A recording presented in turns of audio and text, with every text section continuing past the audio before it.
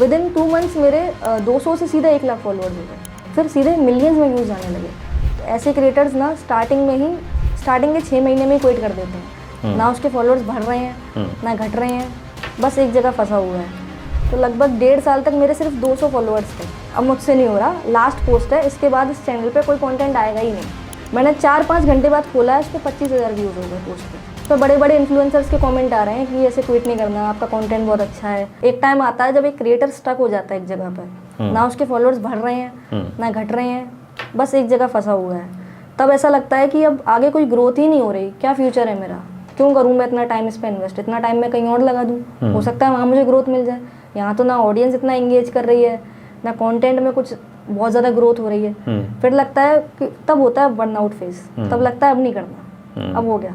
But फिर वही है कि स्टार्ट क्यों किया था, ये सोच के अगर स्टार्ट करोगे ना कि नहीं मुझे तो सीधे पैसा चाहिए, मुझे तो आते ही सीधे एकदम मिलियनेयर बनना है, तो ऐसे क्रिएटर्स ना स्टार्टिंग के 6 महीने में ही क्विट कर देते हैं।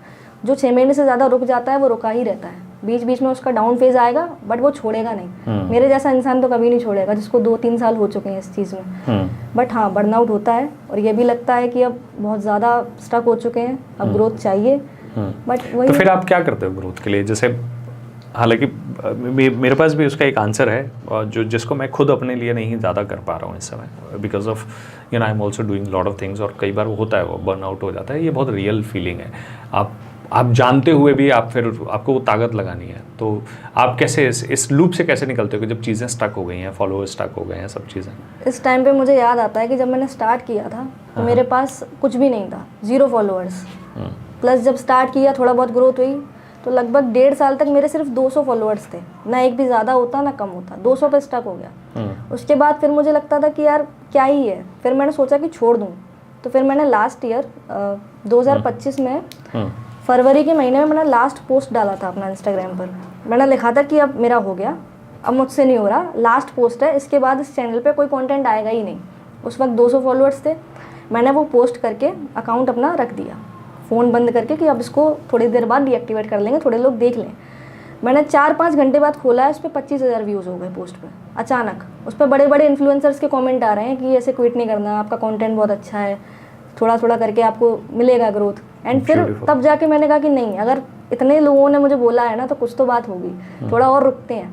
फिर मैंने खुद को टाइम दिया, मेरी ग्रेजुएशन पूरी होने वाली थी और पीजी स्टार्ट होने वाली थी, उसमें 2-3 महीने थे। मैंने सोचा 2-3 महीने बस और ट्राई करते हैं, अगर इस बीच में कुछ होता है तो आगे करेंगे, इस बीच कुछ नहीं होता तो जो सोचा था बंद करने का वो बंद कर देंगे। 2-3 महीने में कुछ ऐसा हुआ कि जो 2 साल में नहीं हो पाया। विद इन 2 मंथ्स मेरे 200 से सीधा 1 लाख फॉलोअर्स हो गए, एकदम ग्रोथ मिला है। और वो मिला इसलिए क्योंकि फिर उस बीच में मैंने एक भी दिन गैप नहीं किया, लगातार वीडियोस डालेंगे 60 दिन, एक भी दिन छोड़ा नहीं है। एंड वो पहले स्टार्टिंग में 200 व्यूज़ आए, 2000 आए, 20,000 आए, फिर सीधे मिलियंस में व्यूज़ आने लगे। अभी भी मेरी सबसे वायरल वीडियो वही है जो मैंने उस फेज़ में डाली थी, उस पर अभी अराउंड 9.5 मिलियन व्यूज़ हो चुके हैं। ब्यूटीफुल। अभी भी बढ़ रहे हैं।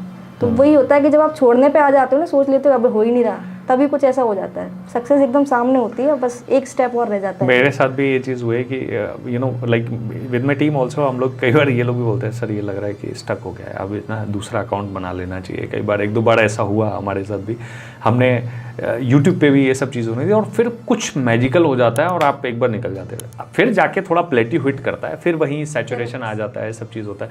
लेकिन वो जो सैचुरेशन होता है ना, उस पहले वाले से बेटर होता है। हाँ। हमेशा ये भी एक चीज़ है कि जैसे मान लो आपके एवरेज व्यूज़ अगर 1000 आते थे, तो अब एवरेज व्यूज़ आपके 4000 आ जाएंगे। मतलब बीच में भले ही आपके 40,000 गए हों, 4 लाख गए हों, 4 मिलियन गए हों, लेकिन बीच में फिर वो ऐसा होने लग जाता है। तो ये एक बहुत इंटरेस्टिंग चीज़ है। एंड सो इस वे में तो कितना टाइम असल में देना चाहिए किसी को, क्योंकि कई बार लोग यही सोच के, जैसे जब तुमने सोचा ना, तो मैं ये नहीं कहता कि तुम्हें 3 महीने में मिला, तुम्हें मिला वो जो साल भर का जो तुम्हारा एक्सपेरिमेंट जो तुमने किए, 1.5 साल तक तुम उसमें लगे रहे, उसके बाद जब जो 3 महीने आए ना, तो वो कंपाउंडिंग तो होती है। तो एक क्रिएटर को कितना टाइम देना चाहिए एक्चुअली, अगर उसे सही मायने में कंटेंट क्रिएशन से करियर बनाना है या कुछ चीज़ें करना है? तो मैंने जहाँ जितने भी क्रिएटर्स को देखा है, मैंने ऐसा कोई भी क्रिएटर नहीं देखा जिसके कंटेंट में इम्प्रूवमेंट आया और उसको ग्रोथ ना मिली हो। जब मेरी ग्रोथ नहीं आ रही थी तब मैंने खुद की वीडियोस को एनालाइज किया। आज मैं अगर खुद की अपनी पुरानी वीडियोस देखूं, तो अभी वाली वीडियोस में पुरानी वाली वीडियोस में ज़मीन आसमान का अंतर है। तब ना मेरी वीडियो क्वालिटी अच्छी थी, ना मेरी स्क्रिप्टिंग अच्छी थी। एज अ बिगिनर हमें कितना ही आता है, करते करते सीखते हैं। तो अगर मैंने अपनी क्वालिटी वही रखी होती तो मैं 10 साल भी लगे रहूँ, मेरे व्यूज़ नहीं बढ़ते, वहीं के वहीं रह जाते। समय के साथ साथ, कंसिस्टेंसी के साथ साथ क्वालिटी भी तो इम्प्रूव हुई है।